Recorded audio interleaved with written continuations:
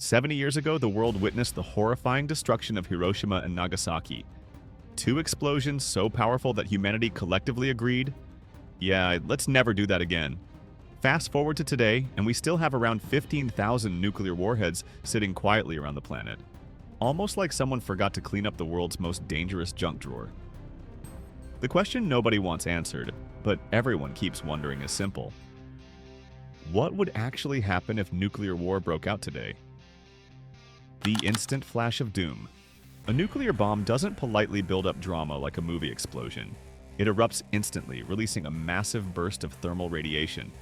Basically heat and light, so powerful it's like the sun suddenly decided to park itself in your neighborhood. Around 35% of a bomb's energy is pure heat, traveling at nearly the speed of light. Meaning, if you see it, congratulations, you've already been hit by it.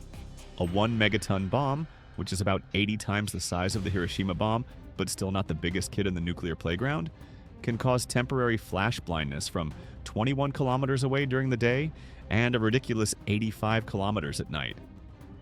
That means someone could be peacefully walking home, glance up at an unexpected flash, and spend the next few minutes blinking like they just lost a staring contest with the sun. Burns occur much closer to the blast and they escalate fast. First degree burns show up around 11 kilometers out, second degree at around 10 kilometers, and third degree burns, where skin tissue is basically destroyed, happen at around 8 kilometers.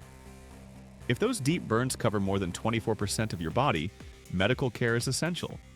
The problem is that after a nuclear blast, finding a doctor is only slightly easier than finding Wi-Fi in the Stone Age. At the epicenter, the temperature can reach an unbelievable 300,000 degrees Celsius, which is roughly 300 times hotter than cremation ovens. Anyone too close to the blast doesn't burn. They vaporize. Yes, vaporize. The blast wave that finishes the job. Just when you think you're done with the worst part, the blast wave arrives like an extremely angry tornado. The explosion sends air hurtling outward at terrifying speeds, creating a pressure wave powerful enough to flatten buildings and fling cars through the air as if they're paper toys. Using the same 1 megaton bomb example, at about 6 kilometers from the explosion, every two-story building faces roughly 180 tons of pressure slamming into its walls. Wind speeds in this zone hit around 255 kilometers per hour, strong enough to turn random objects into deadly projectiles. Move closer to ground zero and things get even more dramatic. At about 1 kilometer from the explosion, wind speeds can reach 756 kilometers per hour. That's not a breeze. That's nature grabbing everything around you and throwing it at Mach speed. The human body can technically withstand the pressure itself, but it cannot survive being launched across the landscape like a rag doll. Most fatalities from this blast wave come from collapsing structures, flying debris, and anything else traveling faster than common sense. A bomb. Too big for imagination. If a 1 megaton bomb sounds frightening, meet Tsar Bomba, the single largest nuclear device ever detonated. This Soviet creation measured a monstrous 50 megatons, which is equivalent to over 3,000 Hiroshima bombs exploding at once. Trying to imagine the destruction caused by Tsar Bomba is like trying to imagine what it would feel like if the sun high-fived the Earth. In modern times, if such a bomb dropped over a major city, the city wouldn't just be damaged, it would be erased from existence. Even the clouds would need therapy afterward, the sneaky, invisible enemy. Now comes the part where things get quietly terrifying. Not all radiation is bad. Your phone emits a little, bananas have some, and Earth constantly bathes in mild cosmic radiation. But the radiation from a nuclear explosion is the villain of the radiation family. This is ionizing radiation, strong enough to tear electrons from atoms and punch holes in DNA strands. How harmful it is depends on distance from the explosion, your surroundings, and what kind of shelter you're in. Being inside a cement building is far safer than standing outside with nothing but hopes and a jacket. Exposure to around 600 rem gives you about a 90% chance of fatal illness. Even 450 rem can be deadly for half of the people exposed.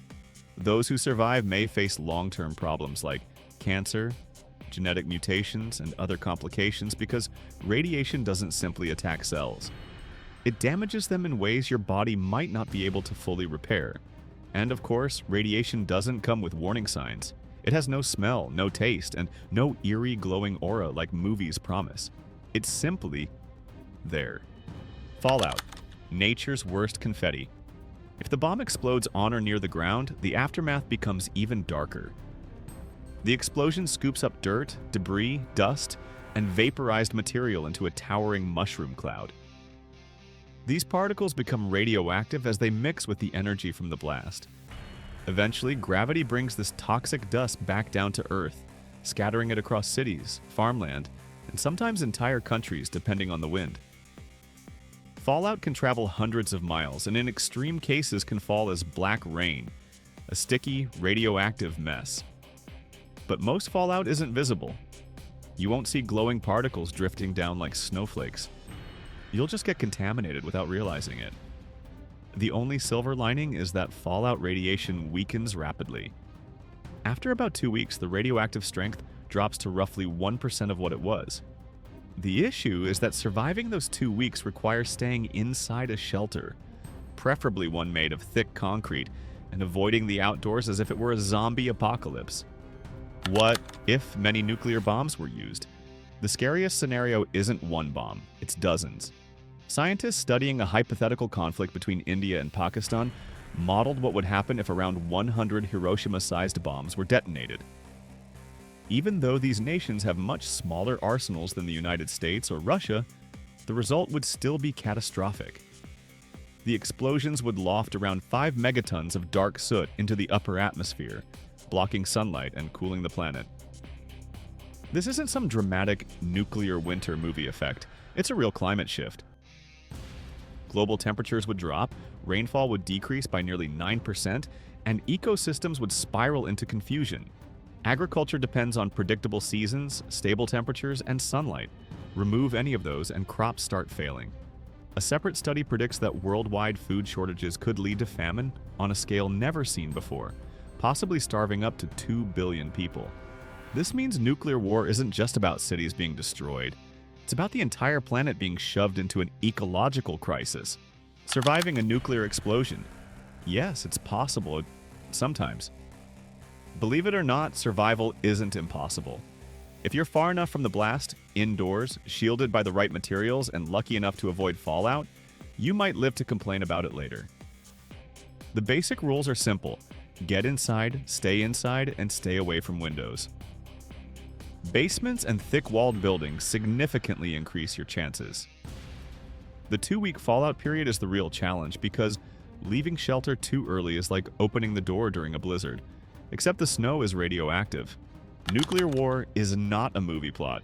Hollywood loves showing heroes running from explosions in slow motion, cars flipping dramatically, and people walking away from fireballs without even flinching. Reality is far less glamorous.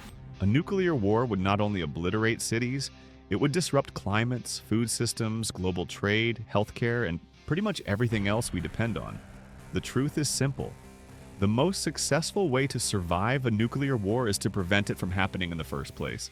Until humanity figures that out, the safest strategy is knowledge, preparation, and hoping nobody with access to a launch button wakes up in a particularly bad mood.